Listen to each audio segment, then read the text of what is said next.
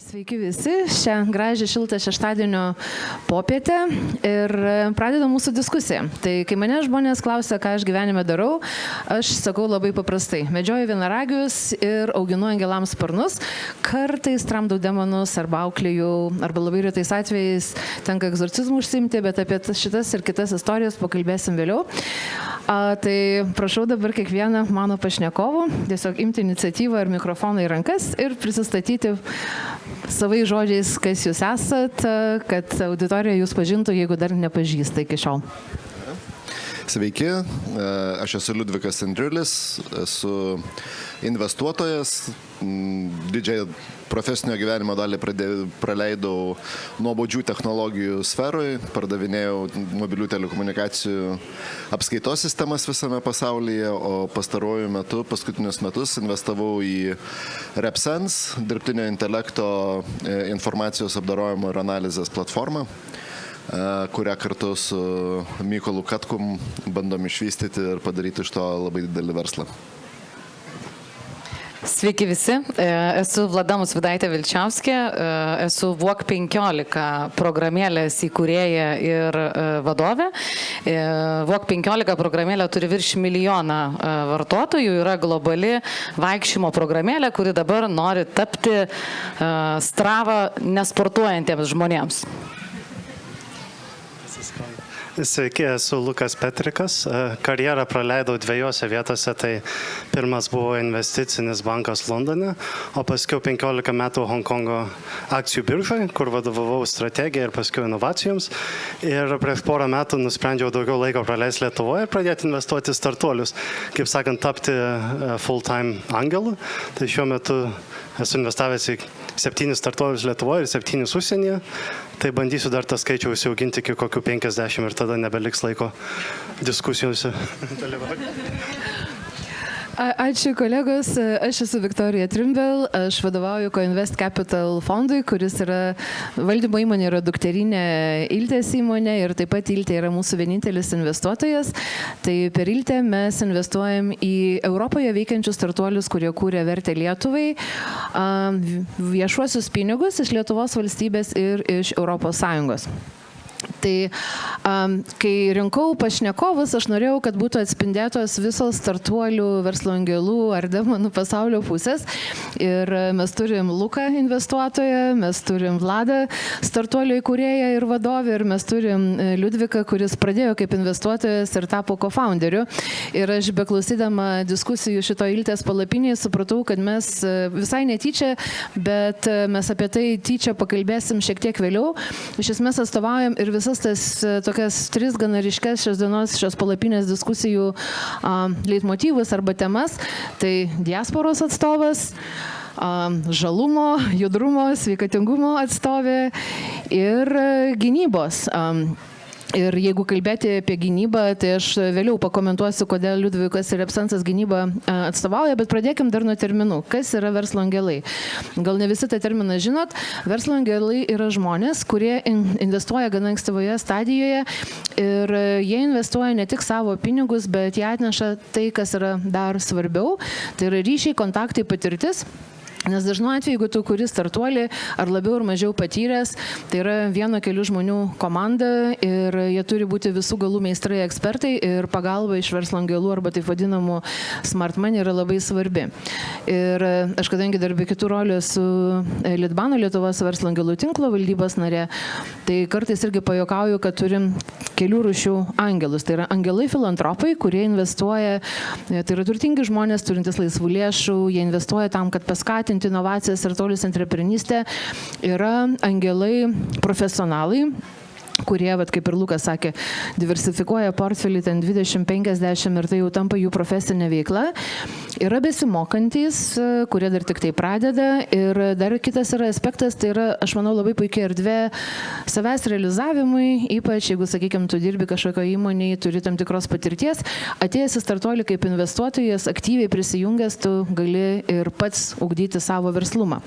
Tai pradėjau nuo apibūdinimų, bet tada, o kaip jūs patys save matot, nes netgi Vlada yra Litbano verslo angelų tinklo narė, tai kokiam investuotojo angelo tipui priskirtumėt save Ir vėlgi galbūt yra kažkokie kiti aspektai ir motyvai, kodėl pradėjote investuoti. Nežinau, pradėsim galbūt nuo Luko, tokio grynojo investuotojo šiandien mūsų panelyje. Gerai, žinoma, tai Viktorija, aš galiu palyginti šiek tiek, aš įsitraukiau į tos angelų tinklus Lietuvos, va taip rimtai gal prieš porą metų, va taip grįžinėdamas iš Honkongo ir nelabai žinojau, ko tikėtis. Tai ką galiu pasakyti, kad šiaip Lietuvoje yra labai palankios sąlygos visuomeniai dalyvauti startuolių augime. Ir net lyginant su tuo pačiu Honkongu, kur irgi dalyvavau tokiuose angelų tinkluose, pas mus yra keli dalykai, kurie labai prideda, kaip sakant, skatina. Pirmas yra, pas mus yra mentalitetas, va toks tinkamas. Ir tas atėjo iš visokių paskolų klubų prieš 5-10 metų, iš sutelktinio finansavimo į nekilnojamą turtą. Va, pas mus yra tokių platformų, kur žmonės jau yra įpratę, visokio amžiaus žmonės yra įpratę mažas sumas investuoti į kažkokį aukštesnės rizikos avantūrą ir gauti tokią normalią dviženklę grąžą. Tai tas sekantis žingsnis jau pažiūrėti ir į startuolį, pavyzdžiui, pirmą kartą įmerkti kelis tūkstančius eurų, jau nėra toks baisus. Daug kas yra jau perėję pirmas tas karteles. Antra, kas labai man patinka čia, kad ir Litbano dėka labai daug vyksta apmokymų. Kai Kinijoje dalyvaudavau tuose tinkluose, tai ten ateini, nieks nieko nemoko. Ten visi skuba, visi bėga, nieks neturi laiko sėdėti klasėje kažko mokytis. Visi galvoja, tu čia, žinai, investuoji, žinai, ką darai.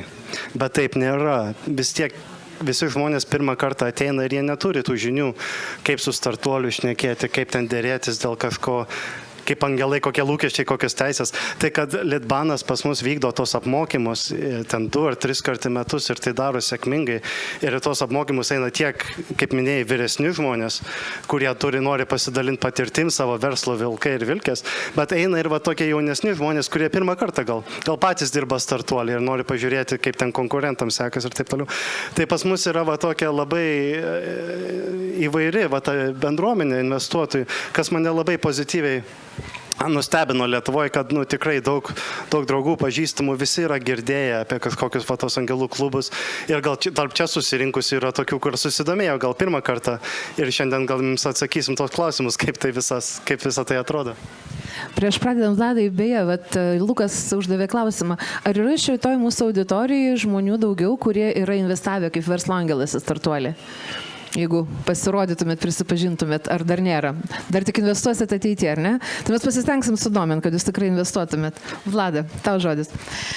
Tai iš esmės aš priklausau tiek Litbanui, tiek Angelui, kodėl įstojau ir kodėl nusprendžiau pažinti tą investuotojo kelią, todėl kad jau 6 metus kuriu startuolį ir iš tikrųjų tenka nemažai bendrauti su investuotojais, jų turim virš 20, žodžiu, tiek su fondais, tiek su pačiais investuotojais.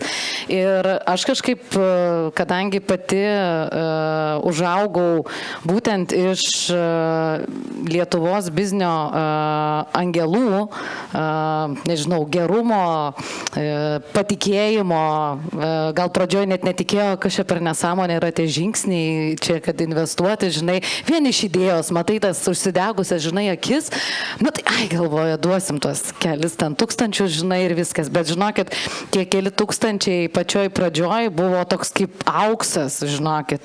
Ir kodėl aš nusprendžiau tapti taip pat ir investuotoja, nes kartais žinios yra kur kas daugiau negu tie keli tūkstančiai eurų. Ir aš pagalvojau, gal aš galiu prisidėti savo patirtim, nes tikrai padariau labai daug klaidų. Tikrai nemažai. Ir kažko išmokau būtent per visus šitus 6 metus. Tai aš prilyginčiau save būtent iš edukacijos pusės ir iš tokių praktinių patarimų, kaip galbūt padėti tiem patiems ir verslo angelams, kartais kaip suprasti startuolį, arba kaip paaiškinti, ko tu nori iš jo, arba iš jos. Ir tai tokia iš praktinės pusės labiau esu. Labai gerai įžanga į Liudviko istoriją ir virsmą, kaip galiu nuspėti. Liudvikai, prašau, tau žodis. Jeigu visi čia sakė, kokie jie yra investuotojai, tai aš tai esu kaimiško mentaliteto ūkinis investuotojas, kuris labai nemėgsta, kai įdedi pinigų ir neduoda vairuoti. Tai man su Repsens taip ir nutiko, kad aš pirmą įdėjau pinigų, o tada sakau, duok pažiūrėti po kapoto, atsidariau kapotą, pasikrapščiau, o žiūriu, čia visai nieko. Nu gerai, sakau, lipsiu aš į tą kabiną, važiuosiu kartu. Man visada patiko Warreno Buffetto pasakymas, kad aš neinvestuoju į dalykus, kuriuo aš nesuprantu. Tai suprasti aš mėgstu, aš kai galvojau, kur dėti savo pinigus investicijoms, aš apėjau beveik visus Lietuvos venture fondus, bet nusprendžiau vis tik eiti kitų kelių, sudėti ir dėti pinigų ten, kur galiu pats kontroliuoti ir pats dirbti ir padėti, nes pats 16 metų nuo labai nedėlės įmonės užauginom tokią vidutinio dydžio įmonę ir aš žinau, kaip svarbu laikyti ranką ant akmens, kaip amerikiečiai sako, ir pačiam dalyvauti. Tai taip man ir nutiko, kad aš pradėjau kaip angelas, po to tos sparnus nusisegiau ir stojau prie mašinos rankeną sukti. Labai gera alegorija, jinai tokia gaunasi natūrali žanga į mano tolimesnę tematiką ir galbūt dar vieną paaiškinimą, tai iš kur čia tie demonai, vienaragiai ir apskritai čia pasakų ir fantazijų pasaulis, kaip Vladas sakė, žingsniai, ar ne, žingsnių piniginė ir investuokit ir bus jums labai gerai. Tikiuosi, kad bus, nes Vlada gali sumotyvuoti ir betono sceną. Tas pajuokavimas ir šio panelio tematika yra būtent iš tos aplinkybės, kad verslo angelų irgi yra visokių, nes jie atsineša visokias patirtis, jų yra labai daug. Ir be abejo, net ir pačiam founderiui tenka tam tikras iššūkis juos suvaldyti. Netgi ne founderiui, vat galiu pasidalinti, vakar pasirašinėjom sandorį, dar vieną, paskelbsim netrukus. Tai netikėtai penktadienio vakarą susidūrėm su problema, kad Dokobitas nepajėgė apdoroti mūsų didelio angelų būrio, nes priema tik tai 40 parašų ant PDF-o. Tai penktadienio vakarą mes sprendėm dar tokią nesuplanuotą problemą, gavom gerą pamoką. Tai yra šiek tiek galbūt ir iš to, kad Lietuvoje dėja vis dar yra dvigubas angelų sindikato apmokestinimas. Tai be abejo, tu kaip angelas gali investuoti arba tiesiai ir vėliau papasakosiu ir mūsų fondo paskatas, arba tu būriesi į sindikatus ir, na, jeigu nesėkmė, tai nesėkmė, bet jeigu sėkmė, tai moki dvigubą mokestį. Tai dabar tie, kur aš juokauju verslo demonai, tai kartais būna žmonės, kurie arba tyčia, arba netyčia tau kenkia. Kartais yra labai daug gerų patarimų, kurie sklinda į absoliučiai skirtingas puses ir jeigu founderis turi ne tik savo produktą vystyti, bet dar ir atsižvelgti į gerbiamų 40 investuotojų skirtingus patarimus, tai būna iššūkis turbūt su tuo susitvarkyti. Pradėsiu turbūt nuo Vlado šiuo atveju kaip founderis, nes aš dabar neatsimenu, kiek CapTable tavo atveju yra investuotojų, gal dar ne 40, bet nemažai. Bet tu tikrai labai puikiai su visais bendrauji, bent kaip man atrodo iš šono, bet papasako, kaip ten yra iš tikrųjų. Nebūtinai su vardais, bet su smagiom istorijom. Ne, su vardais aš tikrai nesakysiu. Tai iš esmės, ką tikrai galima atskleisti, kad Coinvest Capital yra investavę į Walk 15. Tai su Viktorija turėjom tokias įnirtingas dėrybas einant, iš tikrąją tą žodžio prasme. Suprantat, vis tiek reikia įkalbėti, argumentuoti. Tai aš pasirinkau savo geriausią būdą, tai yra eiti pasivaikščioti. Viktorija priėmė šitą iššūkį. Ir aš didinau tempą, bet Viktorija nepasidavė, žinokit, lyjo, ėjom apie 3 valandas ir galiausiai, žodžiu, sutarėme. Tai iš esmės... Ne visai taip, pataisysiu tavo istoriją, bet tas. Ir iš tikrųjų...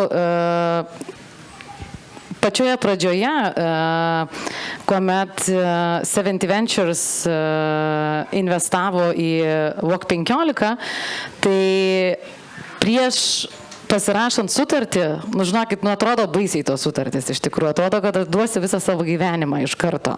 Tai turi vis tiek dar viskas anglų kalba, visi ten punktai, visi po 3 raidės, viskas, turi viskas, žinokit, labai gerai žinoti, bet vis tiek tai yra tarsi santuoka. Tu jau negalėsi nieko padaryti, tu turėsi jau gyventi ar taip, ar bus blogai. Dažniausiai startuoliai pradžioj būna blogai, po to būna labai gerai, po to vėl būna vėl blogai, tada ir vėl gerai, kaip ir tokie linksmieji kalneliai. Ir aš, žinokite, vieną iš investuotojų, Per Möllerį, tai galima jį vardinti, jis yra Danas. Ir galiausiai aš jam sakau, žiūrėk, prieš pasirašant sutartį, einam pasivaikščioti 10 km žvėryno takais. Galvoju, nesutiks, nusaky, žinai, čia ir tai dėrybos truko irgi apie porą valandų, viską dar sako, tai gerai už 2 valandų. Iki šiol prisimenu, kaip mes ėjome tais visais kalniukais, bet beeinant, tu iš tikrųjų pamatai tikrai žmogaus veidą ir aš iki šiol esu labai laiminga, kad per Mölleris investavo į WOK15, nes būtent man padėjo užaukti kaip founderiai, o šiaip iš tikrųjų ilgą, čia visas yra procesas, žinok, kad su vienais bendrauju per WhatsAppą, su kitais bendrauju per FaceTime, su kitais bendrauju SMS-ais, kitais būtinai tik tai e-mailu, kitam reikia būtinai susitikimo gyvai. Ir suprantat, ir visiems įdomu, tai kaip sekasi, tai va, tai iš esmės tenka... Oi, ačiū Dievui, kad turiu co-founderį, turiu vykdantį vadovą, turiu komandą, kurie gali dirbti. Nes čia iš esmės reikia tikrai skirti nemažai laiko, nes kai yra geros naujienos, tai tu skubi su visais pasidalinti tom gerom naujienom. Bet Viktorijos, jeigu pažiūrėsite Facebooką, tai žinokit, jinai visų startuolių, žodžiu, portfolio startuolių, visas istorijas iš karto deda į Facebooką. Tai galite pamatyti, visais džiaugiasi ir tas, žinokite, palaikymas yra beproto svarbus.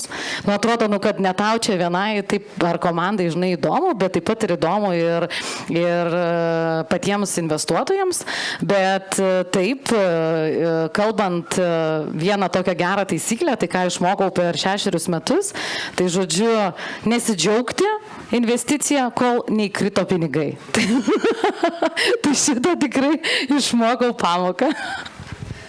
Mes tai kaip investuotojai juokaujam, kad mums tai reikia švęsti ne investicijas, o išvesticijas, nes tik tai tada paaiškės, ar mes kaip investuotojai kažką uždirbom ar pradirbom, jo labiau, kad startuolių pasaulio statistika yra žiauri.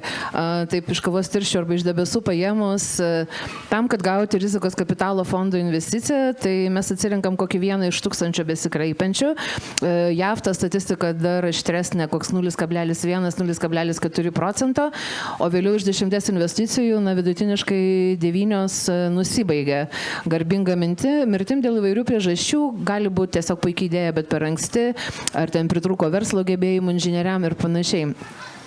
Tavo pataisymą istoriją, kur norėjau daryti, mes tada, kai 3 valandas vaikščiojom po apsniktą Vilniaus senamiestį, išsiskyrėm 12 valandą, šiaip nesutarė dėl vieno tokio punkto ir maždaug sakėm taip, einam išsimiegoti ir ryte arba pasirašom sandorį, arba išsivaikščiom.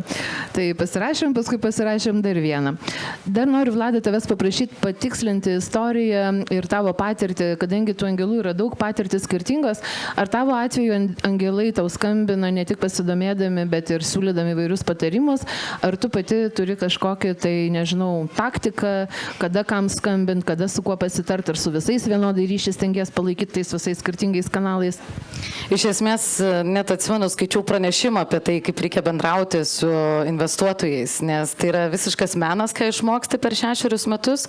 Tai pirmas dalykas, mes leidžiame 1 kartą per mėnesį naujienlaiškį investuotojams, kur sudedam visas tokias kertinės naujienas, taip pat siunčiame oficialias finansinės ataskaitas, kaip čia ir priklauso, kad reikia daryti, bet aš komunikuoju būtent LinkedIn'e pakankamai komunikuoju plačiai, kaip mums sekasi, ką mes darome, o šiaip tai dažniausiai investuotojai sako, Vlada, o kada tu paskambinsi, kai tau yra blogai, pavyzdžiui. Nes, čia pasirašėm šitą, su Anglijos premjero futbolo klubu pasirašėm, dar kažką pasirašėm. Tai va, tai iš tikrųjų man, nežinau, iš tikrųjų niekas kaip ir neskambina, nes gauna pakankamai tos informacijos, bet kada įvyksta, nes į mus yra taip pat investavusi ir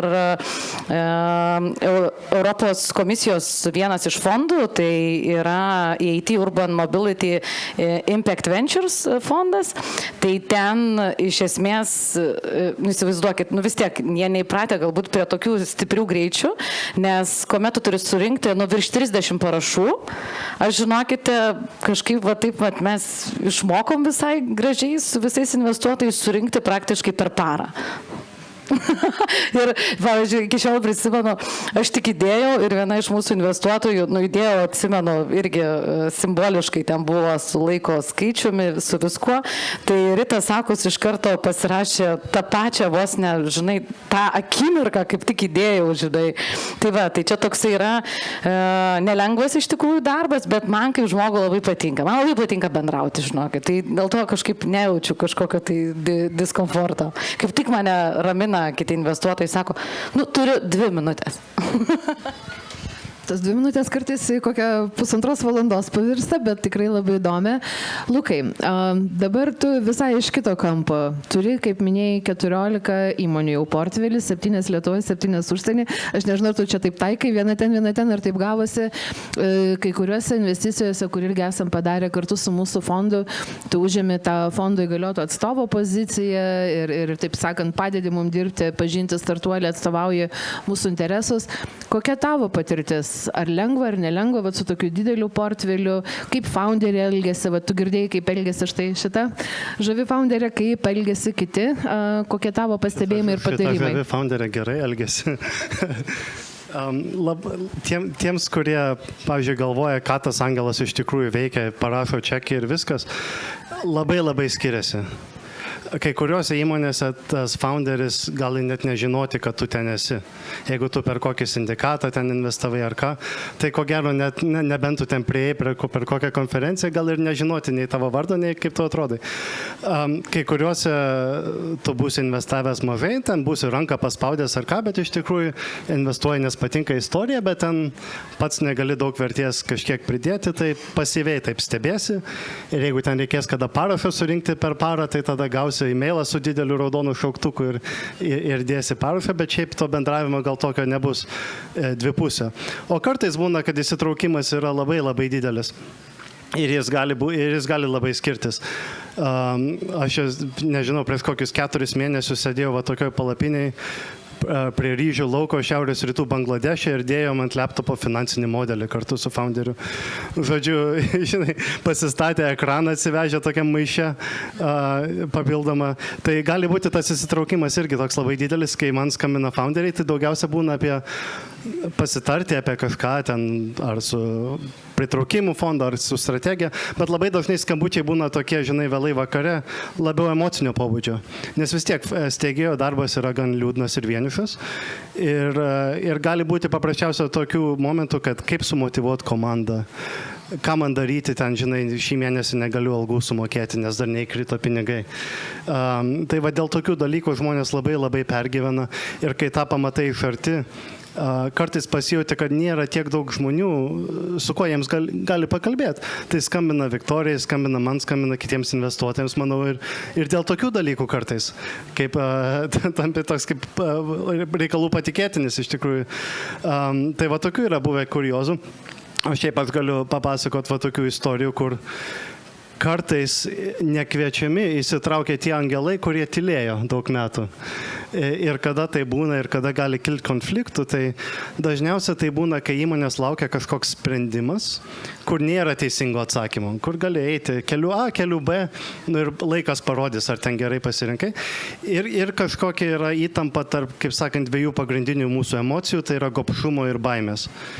Ir ta įtampa gali kilti, kai dalis angelų arba patys steigėjai sako, turim pinigų, norim daugiau pagriebti teritorijos, norim į plėtrą investuoti, o kai kurie sako, va, užsidirbom kiek pinigų, išsimokam dividendus arba kažkiek nuimam tos rizikos nuo stalo. Ir su šito aš esu labai daug susidūręs.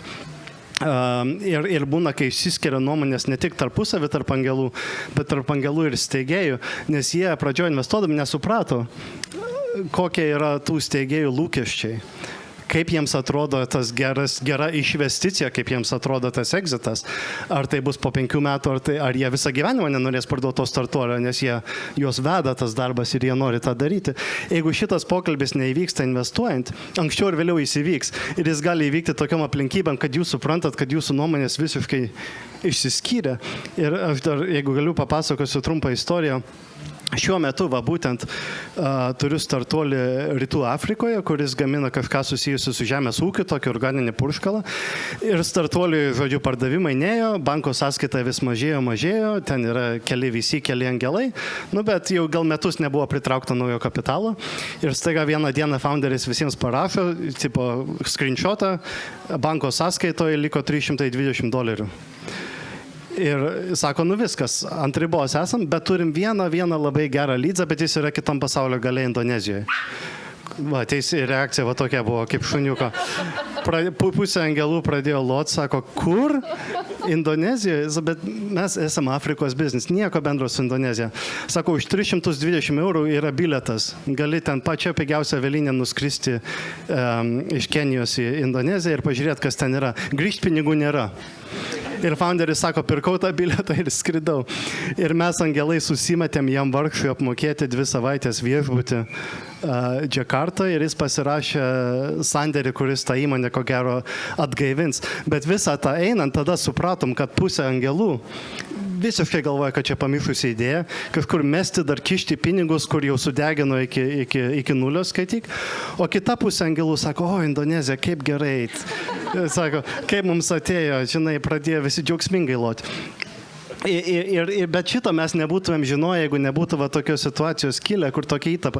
Ir ta kompanija buvo per pusvalandį nuo bankroto, sakykime, neperdedant. Ir dabar jin toliau gyvuoja, biški pasikrovė tų fondų.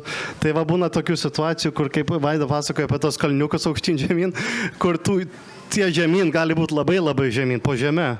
Ir tada tu išlendi ir visiems atrodo, kad ten viskas gerai važiuojas, bet nesupranta, kaip arti mirties, garbingos ar negarbingos tu galėjai būti. Taip, linksmųjų kalnelių tai tikrai netrūksta šitoje veikloje ir mūsų portfelyje, kur šiuo metu jau 49 įmonės turim. Tai atsimenu, mes vieną kartą susisegmentavom pagal tai, kas kurioj, vadinkime taip, sveikatos būklėje ir porą taip galvojom, kad jie jau faktiškai reanimacijoje arba pakeliui iš jos. Ir kai kurie founderiai yra ypatingai atsparus ir jie tikrai susifokusuoti, alkani ir jie imasi visų įmanomų būdų. Ir vėlgi tai yra labai svarbu, mes kai investuojam, stengiamės tą charakterio tvirtumą įsivertinti. Lukai, dar turiu tau vieną klausimą, vėlgi su daug founderių. Ar tau teko susidurti, kad founderis, pavyzdžiui, tau neduoda informacijos į klausimas? Aš esu, pavyzdžiui, išgirdus iš vieno startuolio, ten po visų, sakykime, kai šiukaujau akceleratorių, hackathonų, kur glostom ponius, atėjo founde ir mes uždavėm klausimą, sako, kaip tu drįsti, mes darom didilą, sako, kaip tu drįsti šitos klausimus uždavinėt, iš kur ten pas mane keisti paskolų judėjimai. Tai ar kartais būna tokių pareiškimų iš founderių? Taip, tikrai yra buvę, kai founderiai, nesakysiu meluoja, bet labai taupiai vartoja teisybę. Ir... Čia geras cituosiu, taupus teisybės vartojimas. Ir ne tiek, kad kažko neatsako, bet kažkaip pusiau atsako arba nuslepia informaciją. Ir tada būna labai neskanu, nes per vieną tokį email exchange gali santykis visą suirti. Manau, esat tą, ko gero, irgi matę. Tai dėl to visiems, kurie startuolį savo kūrė, tikrai patarimas, kad ir kiek laiko nebėra, kad ir kiek nemėgat, brūkštelkit ten 3 eilutės investuotojams, kad jie žinotų, kad apie juos vis pagalvojat kartais. Ir tai tikrai atsiperka. Taip, ryšio palaikymas ir pasitikėjimas yra kritiškai svarbu. Apskritai, ne tik startuolių, bet ir kitose investicijose yra geležinė taisyklė no negative surprise. Tai geriau jau iš anksto pasakyti, kad yra bėda, nes mes tada kartu tą bėdą spręsim, negu galvot, kad išplauksi, nuslėpsi arba taupiai naudosi teisybę. Liudvikai, dabar iš tavo perspektyvos, tu čia taip įdomiai save pristatėjai šiek tiek... arti žemės, ar ne, esanti, ne tai, kad ten skraidanti padebesiais vienaragė. Ir vėlgi, kaip tau viskas atrodė, ypač per tą virsmą, nes, apskritai iš pradžių galbūt, kaip sakei, į startuolius pradžių neketinai, paskui ketinai, tada investavai ir vėliau nusprendėjai prisijungti. Apart to tokio įdomumo, bet tu dabar susiduri su visom kitom temom įmonės veikloje ir tame tarpe kapitalo pritraukimų, bendravimų su investuotojais. Ar yra tokių dalykų, pavyzdžiui, kur tau vienaip atrodė, kai tu buvai investuotojas ar net neinvestuotojas, o dabar, kai tu esi jau vienas iš co-founderių, matai situaciją kitom akim.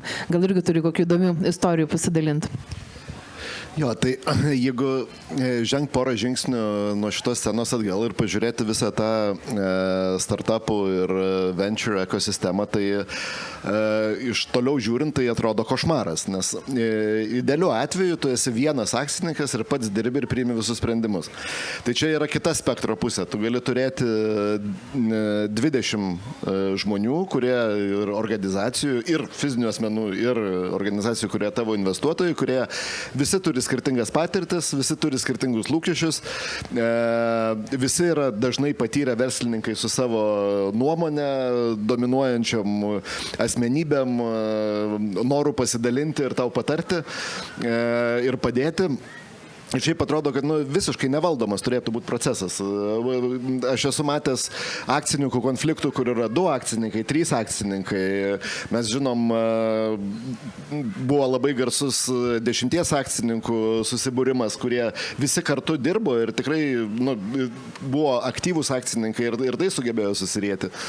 Tai kaip nesusirieti su visais kitais ir mano nuomonė šiaip labai pagerėjo. Ir ne tai, kad aš buvau labai nustebęs, aš žinojau, bet ką reikia labai gerai suprast, kad visa šita venture ekosistema turi labai aiškiai apibrėžtą žaidimo lauką ir jo taisyklės. Ir tos taisyklės yra ne tik tai rašytos, bet ir nerašytos. Jos yra kultūrinės, atėjusios iš Silicon Valley ir tose taisyklėse yra nepaprastai daug pagarbos įdėta, ypatingai kultūrinė prasme. Tai visų pirma, investuotojai gerbia founderius dėl to, kad jie prisijėmė riziką ir kad jie sunkiai dirba ir rizikuoja dažnai asmeniniu turtu ir ar išėję iš labai perspektyvių karjerų, netekę puikių mėnesio pajamų ar ten metinių. Ir čia nebėra rytų Europos kultūros, kur ten kažkas įdėjo pinigų, biškai nepasisekė, tada atspaudė, žinai, išmetė. Tai, mišką pasivaikščiot ar nenusivežė. Tai šitas rulsetas, taisyklės jos duoda daug saugumo ir komforto. Iš kitos pusės, founderiai irgi turėtų gerbti ir labai dažnai gerbia investuotojus, nes įsivaizduokit, kad angelas investuoja į įmonę, kuri neturi dar jokių rezultatų. Yra investuojama žvelgiant žmogui į akis, tai yra asmeninio pasitikėjimo kreditas. Milžiniškas, maksimalus, koks gali būti, nes investuotojas, ypač angelas, jeigu tai yra fizinis asmuo, jis deda savo pinigus, už kuriuos susimokėjęs mokesčius, kurios galėtų dėti daug saugiau, galėtų Nvidios akcijų nusipirkti ar kokią ETF-ą, bet jis pasižiūrėjęs į founderio akis, pasižiūrėjęs į tą pakeverzotą ant 3 PowerPoint'o slaidų idėją, sako, gerai, 50, žinai, ten ar 100 kokį. Tai visoje šito ekosistemoje, ko gero, pagrindinis dalykas yra, kaip ir šeimoje, pagarba ir pasitikėjimas. Tai no negative surprises, skaidrumas, informavimas laiku apie ne tik gerus dalykus, finansinių rezultatų nenuslėpimas ir pažeidus šitas taisyklės, toje ekosistemoje to vietos nelieka labai greitai, manau, susidarė toks įspūdis. Kalbant apie istorijas, vienas iš labai svarbių dalykų, kad skirtingai nuo tarkim, privačios įmonės, kokio private equity, tas smart money momentas, kad organizacijos arba asmenys, kurie investuoja į venture, gali tau padėti patarimais ir kontaktais, yra nepaprastai svarbus. Tai aš jau kokius gerus 9 mėnesius užsiimu investicijų paiešką, pitchais, bendravimu su rizikos kapitalo fondais visame pasaulyje.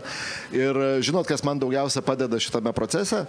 Esame investuotojai. Viktorija, Žygimantas iš Iron Wolfo, Sandra iš Baltic Sandbox.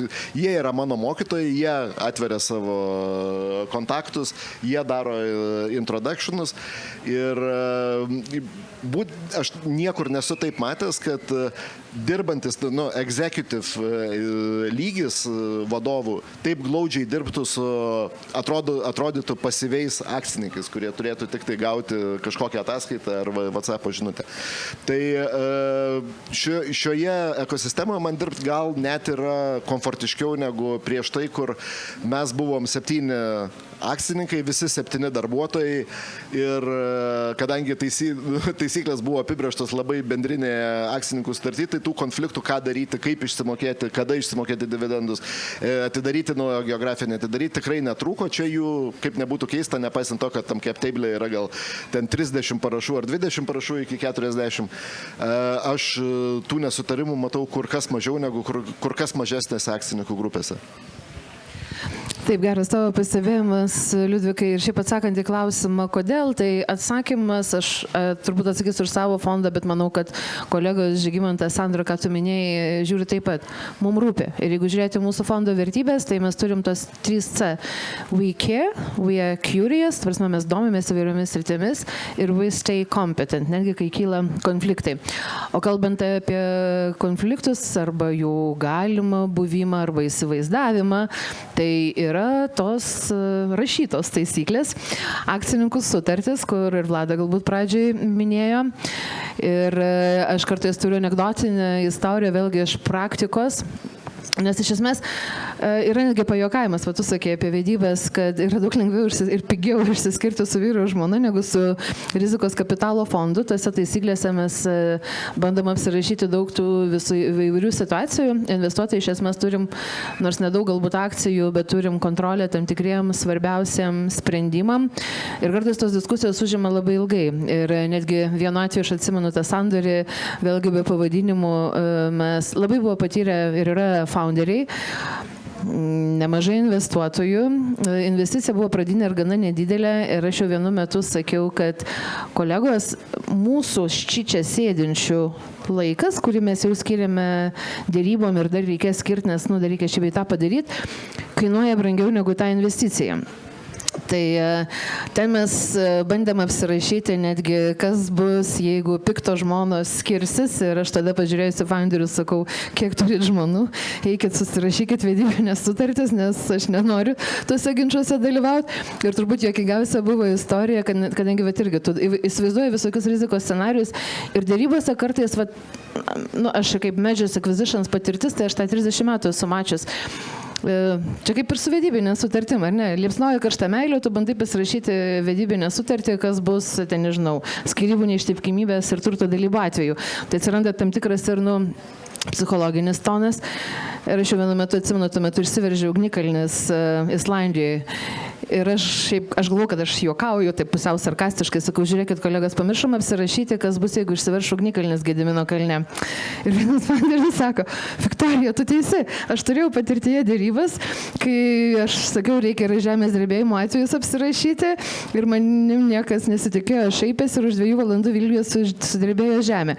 Tai tos dėrybos užtrunka kartais ilgai. Kartais tu kvestionuoji, ar to reikia ar nereikia, nes turbūt tiesa yra tame, kad sakykime, pasakysiu švelniai, nuo sukčių tavęs neapsaugos jokia sutartis, tave realiai apsaugos tavo stuburas, valia gintis, įrankiai, biudžetas ir teisminės ar arbitražinės praktikos. Ir lygiai taip pat, jeigu viskas gerai, tai ir tos sutartis tu nelabai atsiverti. Vis tik grįžtant tada dabar prie jūsų patirties, jau sukauptos šiokios tokios, gal yra kažkokios, tai nežinau, nuostatos sutartyse, kur iš pradžių atrodė keistos, arba kažkas, kur kai pradėjote investuoti, galvojot, būtų buvę gerai, dabar galvojate šios dienų perspektyvos, kad būtų gerai žinoti, kokios būtų pamokos, patarimai tiem, kurie dar tik tai svarsto, ar dar tik tai pradeda investuoti. Vėlgi pradėsiu, Lukai, nuo tavęs. Tai šiais laikais tos investicijų akcininkų sutartys yra tiek atidirbtos, atšlifuotos, kad teisininkai mėgsta pradėti nuo ilgesnės versijos ir paskui ją trumpinti, negu ką nors statėti. Tai pirmą kartą skaitant ten tikrai gali siaubas pasidaryti, kaip Vaidas sakė, ten atrodo, kad pardavinėja žemę ir vaikus, nes iš tikrųjų atsakomybė teisinė yra didelė ten. Ir reikia tikrai netaupiai elgtis su teisybė ir viskas kleisti. Aš kokį kurioziškiausią atvejį esu matęs sandėrį Indijoje, kai buvo force majeure tas vadinamas. Tai čia yra pastraipa, kur reiškia, jeigu išvyksta koks nors gamtos reiškinys, Gedimino kalnos įsiveržimas, kad nieks nebūtų kaltas. Ar ten viesulas sustabdo ten kompiuterių sistemas ar ką. Ir visada ta frazeologija nėra pasikeitus daug dešimtmečių. Ir ten parašyta earthquakes, hurricanes ir yra act of God. Dievo valia. Ir visada tose angliškų teisų valstybėse ir Indijoje buvo dylas Indijoje. Ir šitą Act of God. Atėjo komentaras, išbraukta. Which one? Act of the Gods. Dievų. Turi būti ne vieno dievo, o dievų rankos. O kadangi investuotojas buvo, tokie amerikonai buvo gan tikintis, tai sutarėm God or Gods, as the case may be. Tai arba dievo, arba dievų rankos įsikišimas, jeigu ten įvyksta, tai nežiūrėsim kurio, bet svarbu, kad dangiška jėga atėjo ir tada negalios tam tikros atsakomybės toj sutartį.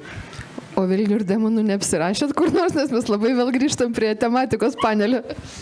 Ne, demonų tai niekad neapsirašėm, bet kiek esu taip rimčiau biškai atsakant į jūsų klausimą, tai ir esu matęs tokių situacijų, kur gailėjome su investuotojais toj akcininkų sutartį, nenumatę tam tikrų tokio išsiskyrimo atveju.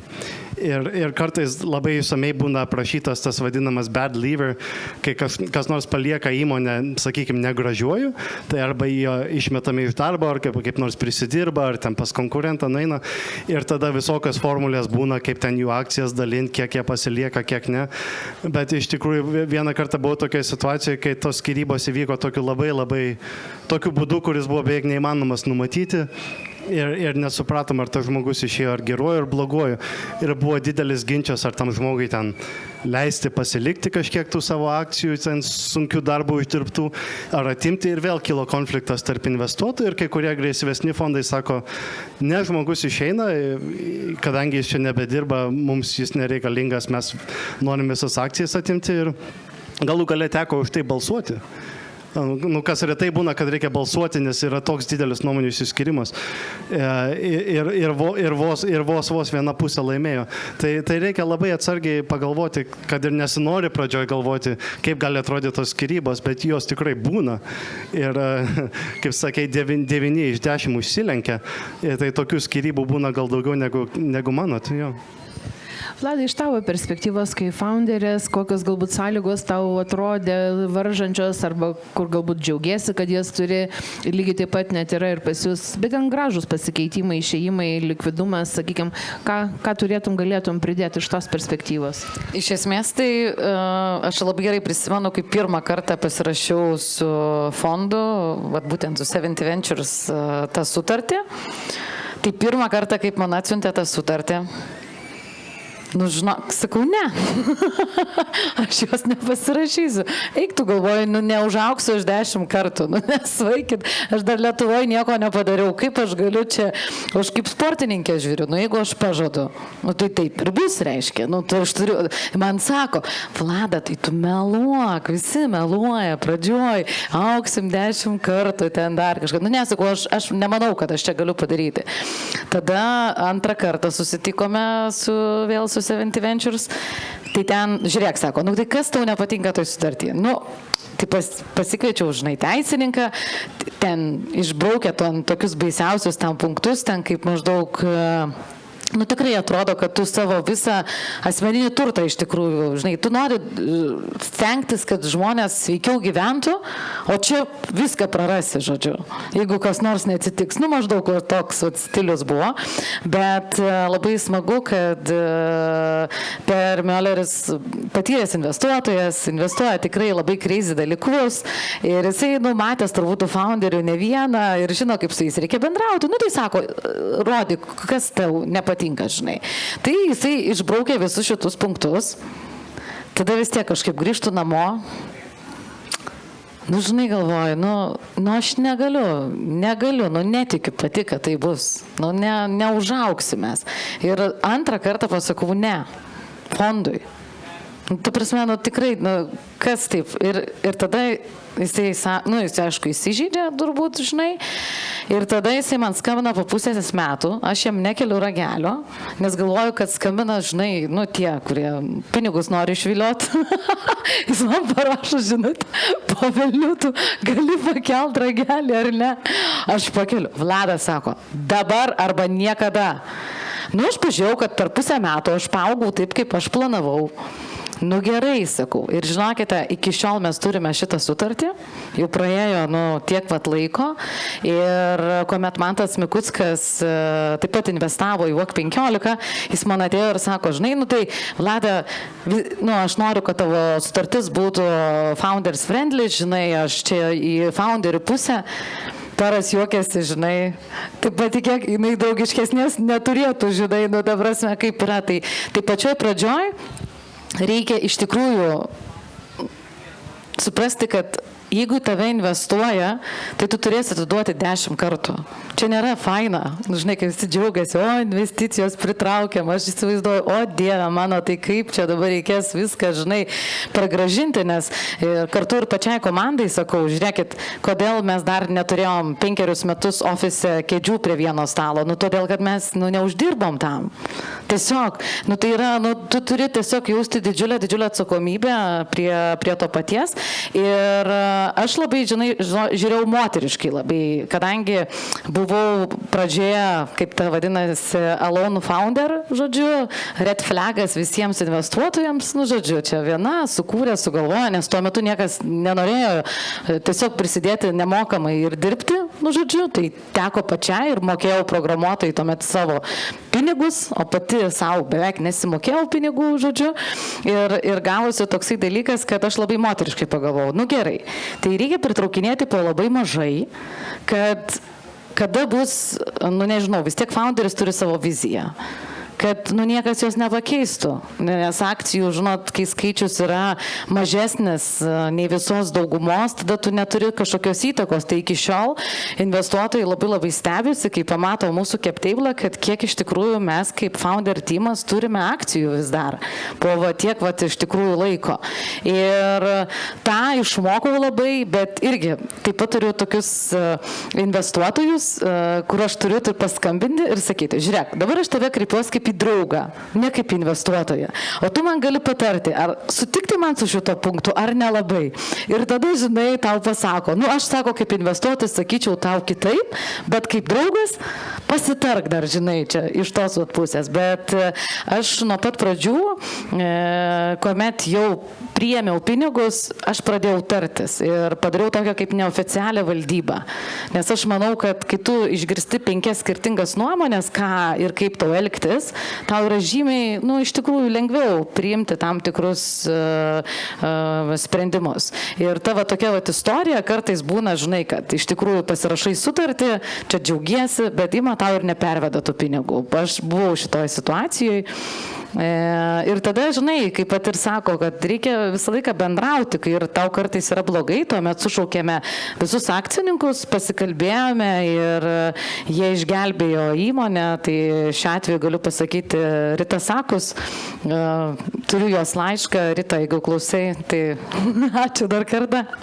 Tai va, ir čia tokie yra labai žmogiški santykiai, tu turi palaikyti tuos santykius, žinai, tu negali po to iš oro metus ar 2 metus laiko nebendravus sakyti, žinai, blogai, ką darom, žinai. Tai tu, ir kas yra faina, kad iki šiol, pavyzdžiui, Vladas Lašas irgi non-stop siunčia laiškus su visokiom konferencijom, su kvietimais, kiti siunčia straipsnius, žodžiu, apie ėjimą, apie dar kažką, sujungia su kitais fondais, rekomenduoja. Tai yra tam tikra šeima, su kurioj tu gyveni. Tai mano toksai būtų trumpas patarimas. Tai jeigu netikite, tai ir nepasirašinėkite. Na taip, o pasirašius aš pritariu, kad dėja, mes irgi turėjom praktikoje situaciją, kai vienas iš koinvestuotojų šviežiai pasirašė sutartį, realiai savo iniciatyvą atėjęs į sandorį, nieks jo neįkalbinėjo ir paskui staiga sako, žinot, aš sutarties nevykdysiu. Ir mums griuvo sandoris, jo buvo gana didelė suma, tai jį pakeisti dar buvo reikalų, bet, sakykime, pasisekė rasti kitus angelus, ne demonus, čia tas turbūt, sakyčiau, demonų yra pavyzdys, ar ne, kur žmogus kažkodėl pats sugalvojo tai padaryti. Liudvikai, grįžtant dar prie tavo patirčių ir pamokų, ir tu prieš tai užsiminėjai, gal norėsi daugiau praplėsti ten tie vestingai, reverse vestingai, kaip atrodo founderio ir investuotojų akimis.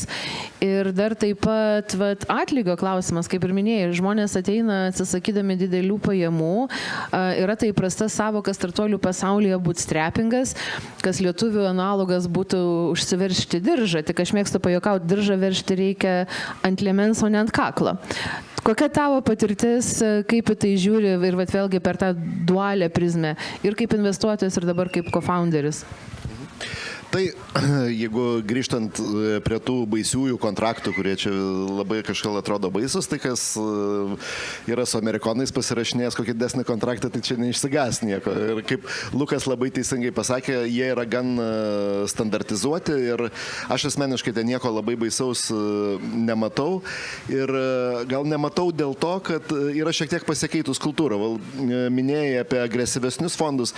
Čia tokia buvo prieš 15-20 metų gal Andreessen Horowitz, ten Sequoias kultūra, kur labai agresyviai įeina, duoda pinigų, kažkas nepasiseka, iš karto keičia founderį kitų vadovų. Tai jau labai stipriai nuo to yra nueita ir dauguma fondų pradėjo suprasti, kad vis tik jie turi būti founderių pusėje ir tie reikalavimai ir kontraktai labai stipriai yra sušvelnėję. Iš kitos pusės kontraktų visų bėda yra, kad tai yra popierius, kurį taikos metu tu pasirašinėjai karui. Ir turbūt esminis dalykas, kas daugiau verslo patirties turi, yra suprasti, kad turi viską daryti, kad atsitikus bėdai, bėda nevirstų į karą, nes bėda nebūtinai reiškia karo. Ir karas atsitinka tuomet, kai netenkama pasitikėjimo. Jeigu tau jau reikia versti kontraktą ir eiti pagal kontrakto raidę, tai tu jau padarėjai visą virtinę klaidų, kaip aviakatastrofose gerokai iki tol. Tai aš esu matęs daug akcinių konfliktų, pats esu juose dalyvavęs, aš kaip mušiai kažkokios gatvės, žinai, ir matęs daug muštinių ir pats buvęs, žinai.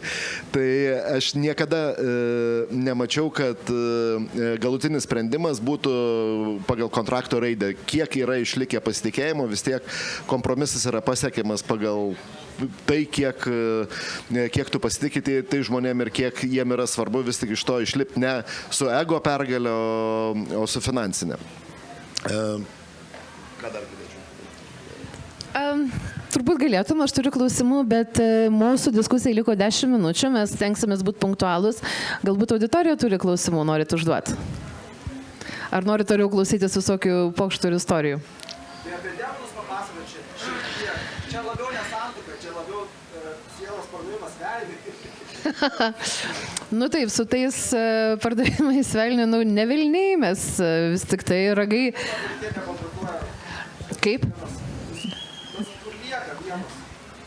9 sakėt bankrutuoja. Vienas lieka. Tai čia iš esmės yra ta matematika, ką turbūt galėčiau pakomentuoti iš fondos perspektyvos tokiu būdu, dėl ko, pavyzdžiui, pas mus kartais ateina verslai, kurie, mes sakom, viskas su jumis puiku kaip su verslais, bet jūs tiesiog netinkat rizikos kapitalui, nes visai ne ta ambicija, visai ne tas būsimas augimo greitis. Tiesiog skirtingom įmonėm, skirtingom stadijom yra skirtingi instrumentai. Tai mes, kadangi žinom tą brutalią realybę, sunku tikrai founderio kelią, kartais single founderis, kartais keli, o jeigu jie dar tarpusavį susipyksta founderiai, tai tada dar kitos istorijos, bet mes tada skaičiuodami ir žinodami tiesiog statistiką, kad ne visiems pavyks, mes tikimės, kad kiekvienas iš jų augs tokiais tempais po 100% per metus, 10 kartų, ką Vlada ir daugiau norim, nes tas vienas, kuris išliks, jisai turi uždirbti realiai visą grąžą, jeigu taip supaprastinti visą modelį. Kas su juo vėl atsitinka? Kaip? Kas su juo atsitinka? Su jo siela viskas, aš manau, būna gerai, jisai pasibalnoja vienaragį ir skraido ten arba ganosi žydinčiose pievose. Žinokit, nėra čia kalbos apie sielos pardavimą, tai yra daugiau apie pasitikėjimą, nes mes dažnai investuojam labai ankstyvoje stadijoje. Bet ką irgi minėjo, tai yra tik idėja, 1, gal 2, 3 žmonės. Nėra dar kartais ne tik pajamų, kad ten galėtume Excelį pakankinti, kokius ten EBITDA pelningumus paskaičiuoti. Kartais nėra net prototipo. Tai mūsų sprendime, sakyčiau taip, yra keli faktoriai, kurie lemia. Tai vienas, mes norim suprasti, kad startuolis sprendžia realią, o ne išgalvotą problemą ir kad ta problema, realiai yra 2 modeliai. Arba tai yra labai sunki problema, kur patiria didžiuliai žaidėjai, ją labai sunku išspręsti, bet jeigu tu išsprendi, tu turi didžiulį korporatyvinį klientą ir jau staiga tampi to vienaragiu. Arba tai yra tokia angliška žodis annoying, dabar lietuviškai greit nesugalvoju, tokia erzinanti problema. Vat kaip uodas čia, šiandien mažiau uodų negu, pavyzdžiui, vakar. bet tu išsprendi problemą, kaip daryti, kad jie tavęs neskastų, tai tada tu turi labai daug vartotojų, kuriem išsprendi tokią erzinančią problemą ir taip yra uždirbami pinigai. Tai pirmas dalykas, problema turi būti reali, antras dalykas, tai turi būti vis dėlto tas skeilinimas. Kartais ateina įmonės, kurie sako, mes čia Lietuvoje pasibandysim ir tada žiūrėsim. Paprastai tie atkrenta iš karto, nes trūksta ambicijos. Šiaip mes džiaugiamės, kad mūsų ekosistema yra globali ambicija dėl to, kad maža šalis, visi startuoliai, tie, kurie yra sėkmingi, iš karto žiūri į pasaulį. O pagrindinis dalykas, aš sakyčiau, kokie gal 70%, tai aš tą vadinu character due diligence, asmenybės, jų profesiniai įgūdžiai, talentai, bet taip pat ir charakteris, atsparumas stresui. Ir kai yra komanda, ypatingai yra svarbu jų tarpusavio dinamika. Nes bus sunkių dienų, bus sunkių vakarų, naktų, be atostogų, be visko. Čia ne tai, kad gauni investiciją ir nusiperki jachtą, tu pradedi dirbti. Man labai malonu girdėti Vlados nusiteikimą, čia, žinai, rizikos kapitalas su garantija gaunasi investuojant į WOC 15, bet iš tikrųjų mes rizikuojam, tai pasitikėjimas kritiškai svarbus. Bet dar, ką galėčiau ir papildyti, tai kuomet tavimi patiki pirmą kartą, viskas gerai, tu ten gauni pinigų, bet po to vis tiek augimas yra padarytas taip, kad tau nuolat reikia pinigų ir tu turi išsidalinti. Tai įsivaizduoji, tu eini antrą kartą pas tuos pačius žmonės ir tu turi jiems vis tiek jau atnešti tam tikrų rezultatų ir jie investuoja į tave antrą kartą. Pavyzdžiui, į WOC 15 yra investavę netgi 4 kartus tas pats asmuo. Tai rodo didžiulį pasitikėjimą ir tu turi visą laiką deliverinti tuos pačius rezultatus ir siūsti. Ir dabar kažkodėl beklausant Viktorijos, aš skaičiau kažkur, sako, išsimiegojau kaip kūdikis, verkiau tik tai 3 kartus. Tai čia founderio yra. Ne, kad labai saldžiai išsimiegojau, bet tiesiog, kad tik 3 kartus verkiau. Nes tikrai, patikėkit, yra taip sunku kurti startuolį. Ypatingai dabar, nes, pavyzdžiui, WOC 15 pradžioj, tai gerai tenais. Ten įvertinimas yra vienas, bet dabar WOC 15 pasiekė 30 milijonų eurų įvertinimą ir tu turi nurodyti. Tai nekalbam jau čia apie tą Lietuvą, mes kalbam apie globalias šalis, apie rezultatus, apie komandą, apie skeilinimą, apie atlyginimus, apie programuotojus. Ir viskas vienu kartu supranti. Ir tu supranti vieną dalyką, kad jeigu tu per tą laiką nesubildinai komandos, žinokit, tikrai laukia tavęs nekokie laikai. Tikrai. Ir tada, nereikia, žinai, tada gali kaltinti tik taip pat save, jeigu tu laiku nesukūrei komandos, ir, žinai, baigėsi pinigai, tai ta prasme, prieš pradedant, tikrai aš visus agituoju kurti startuolius, bet prieš priimant pinigus labai gerai pagalvoti. Ir pavyzdžiui, Viktorija siuntė klausimus, tai vienas iš tokių ir buvo klausimų, tai kaip atsirenkame investuotojus. Iš tikrųjų, žinokite, renkamės investuotojus. Ir kai kuriems esame tikrai pasakę ne, nes tu iš karto pamatai, kad ojojoj, ne. Ir mes tarpusavyje, founderiai, turime irgi tam tikrą tinklą, kur mes pasiskambiname ir paklausėme nuomonės, ar priimti pinigus, ar nepriimti pinigų. Ir yra Unicorns tokia bendruomenė, irgi ten gali tarti su visais, žodžiu, founderiais. Tai žodžiu, tai labai smagu, kad Lietuvoje tikrai yra nuostabus investuotojai ir nuostabi labai startuolio ekosistema. Taip, kad rasite tikrai visi patarimų, jeigu turite idėjų, griebkite Viktoriją, tai jinai tikrai padės. Ačiū už gražų žodžią. Dar noriu vis tik greitai prabėgti, nes laikas mūsų tiksi. Labai greitai, rodo 3 minutės, nežinau, ar mums leisit šiek tiek užtemti, bet aš kaip ir minėjau pradžioj, čia taip netyčia gavosi, kad mes reprezentuojam tas 3 kertinės temas - žalumas, diaspora ir gynyba. Tai turbūt Vladas, žalumas, ekologija, judėjimas visiems kaip ir aišku. Liudvikai, Repsensas, kaip prisideda prie gynybos ir turbūt svarbiausios dalies protų gynybos ir tuo pačiu reputacijos matavimo, kas yra labai svarbu ir investavime. Jeigu tai porą žodžių apie startuolį, kuriame esi. Ja, tai jeigu labai greitai, tai RepSense yra dirbtinio intelekto informacijos, viešos informacijos apdorojimo platforma, kuri susiurbia viską nuo televizijos iki TikTokų, ką susiurbia, supranta, perskaito ir iš to ištraukia esmę ir prasmę. Gali pasakyti, kas dominuoja kokį naratyvą, kas daugiausia kalba apie tai, ar tai yra tiesa ar netiesa, ar tai geras kontekstas, blogas. Ir kaip mes prisidedam prie gynybos, kad ir šiuo metu turime kontraktą su Estijos užsienio reikalų ministerija, kur padedame Moldavams kovoti su Rusijos propaganda jų ateinančių spalio mėnesio rinkimų išvakarėse. Lukai, noriu tavęs paklausti, kaip, sakykim, diasporos investuotojo, vėlgi Ilte dirba dabar prie įvairių naujų iniciatyvų ir čia prieš tai vyko diskusija apie diasporos pritraukimą. Mes kaip Coinvest Capital tai jau turim ir siūlom į tą nišą, į tą segmentą, kur yra startuolių investicija, unikalią visam pasaulyje paskatų schemą, nes sėkmės atveju mes atiduodame investuotojams savo pelną. Tai tokia tikrai unikali ir labai gerai suvienodinti bendrus interesų schema. Tavo atveju, kiek renkantis investicijas į Lietuvą veikia tas argumentas, kad tai yra Lietuva tėvynė, pagaliau ar mūsų, kadangi esam kartu investavę, ar ta mūsų schema irgi kažkaip prisidėjo, kaip pakomentuotum iš diasporos pusės? Apie jūsų schemą sužinojau jau po investicijos, tai įtakos neturėjo, bet kas pirmą kartą girdit, ką Viktorija ką tik pasakė, kad valstybė savo pelną viršpelnį dalinasi su angelais. Čia yra nenusakomos fantastikos dalykas. Tikrai, jeigu pirmą kartą bandysit investuoti, eikite, akredituokitės, gal jūs priims Coinvestas, priims dėl to, kad čia šiandien dalyvavot ir gražių klausimų užtavėt. Yra unikalus mechanizmas, aš jo niekur nesu matęs daugiau pasaulyje. Daug valstybių investuoja į startuolius, bet pas mus investuoja valstybė ir į angelus.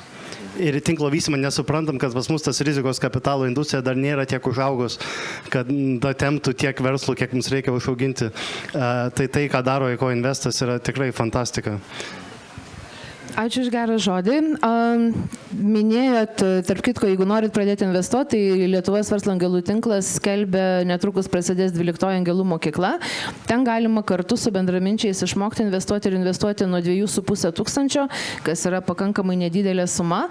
Bet dabar jau mūsų laikas eina paskutinioji minutė, tai visų prašau po vieną tezę. Čia, kai ką mes jau pacituosim, buvo gerų, bet gal dar skelsit keletą gerų auditorijai ir tiem, kas klausosi mūsų online. Tai investuoti, neinvestuoti, angelai, ką norit pasakyti? Liudvikai. Mane toks vienas labai senas tikrai to žodžio prasme, belgų investuotojas išmokė, kad pelnas yra rizikos funkcija. Kad jeigu nebaisu, neuždirbsi. Tai visus rizikuojančius reikia labai gerbti. Pinigai uždirbami tik ten, kur yra baisu. Palaikykite tiesiog idėjas. Nelaukite, kol pateksit į dangų, kad taptumėt angelais. Būkit vienaragiais, mes padėsim poniam tais vienaragiais tapti užaugti ir angelam lygiai taip pat padėsim užsiauginti sparnus, kad galėtų dar daugiau investuoti. Ačiū visiems už dėmesį ir iki susitikimų. Mūsų kur rasti štai mūsų informacija.